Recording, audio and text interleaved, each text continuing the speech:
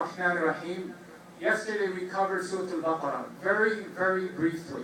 Today we want to go into, because as our Imam recited today, Surah Al-Imran, which is the third surah in the Quran. It's also a Madani surah. And we understand Surah Al-Imran reflects, or you could say that it's a sister surah of Surah Al-Baqarah. So Al-Baqarah and Al-Imran are very similar. Why? Because when you pay attention to the recitation, both of them start with Alif, Lam, Mim. And also they're ending with these dua that Allah subhanahu wa ta'ala is teaching His slaves what to say when you are in need of Allah Azza wa Jal. What are the words that are going to open the gates of His mercy? So these are the ad'iyat which starts with Rabbana at the end of the surah. But also, we have to acknowledge that Surah Al-Baqarah, just like Surah Al-Baqarah, Surah Al-Imran, deals with Ahlul Kitab for much part of its the content or the ayat. And Al-Baqarah deals with the Jews for most part, and Surah Al-Imran deals with the Christians.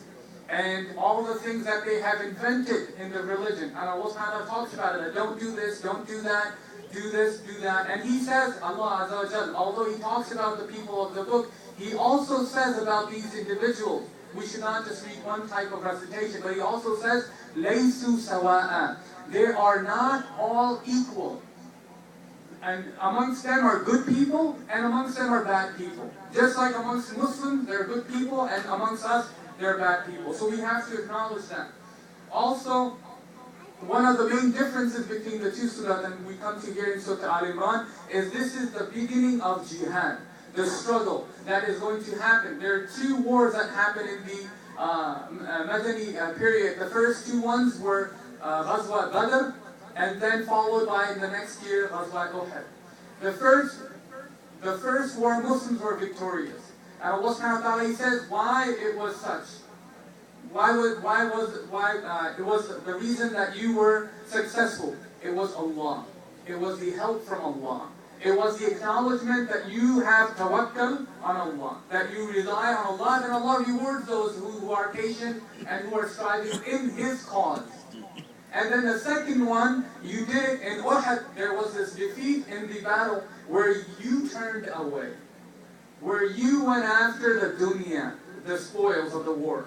So Allah subhanahu wa ta'ala reminds the believers it was a mistake by a small group of people. But that small mistake affected the entire ummah, the entire community at that time. And this is a lesson that Allah subhanahu wa ta'ala is teaching us, that be aware that when Uhud time happened, there were Muslims much more, and they thought that they could rely on their strength. And Allah subhanahu wa ta'ala reminded them, even in spite of your strength, what happened to you?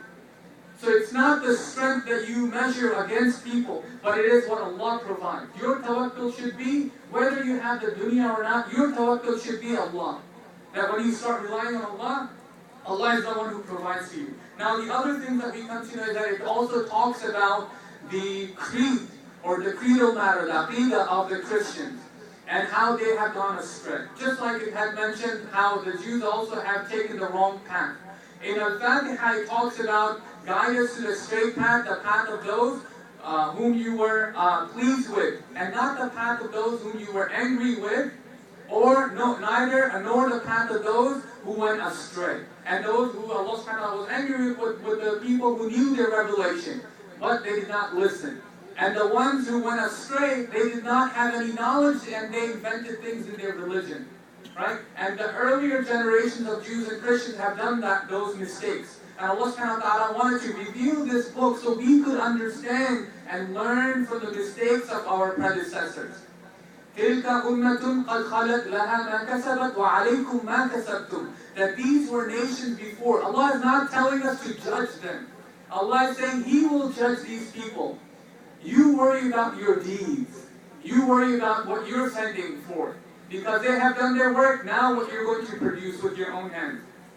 Last thing I want to mention is there's a big chapter, a big section about Isa alayhi salam and Maryam alayhi salam and the miraculous birth of Isa alayhi salam. And all of us should study this with our children, because there are many things within the culture that we are living that will affect our aqidah, our way of knowing Islam the right way from the wrong way. Because some of the descriptions of Jesus or Isa alayhi salam that are mentioned in schools and are mentioned or are taught on the media, they're contrary to what Islam teaches us. So inshallah, with this, I end and conclude with a dua that reminds us that we rely on Allah subhanahu wa ta'ala and to make us amongst those people who listen and learn from the Quran and also put it into practice and then go on to invite other people to practice this book, the book of Allah subhanahu wa ta'ala.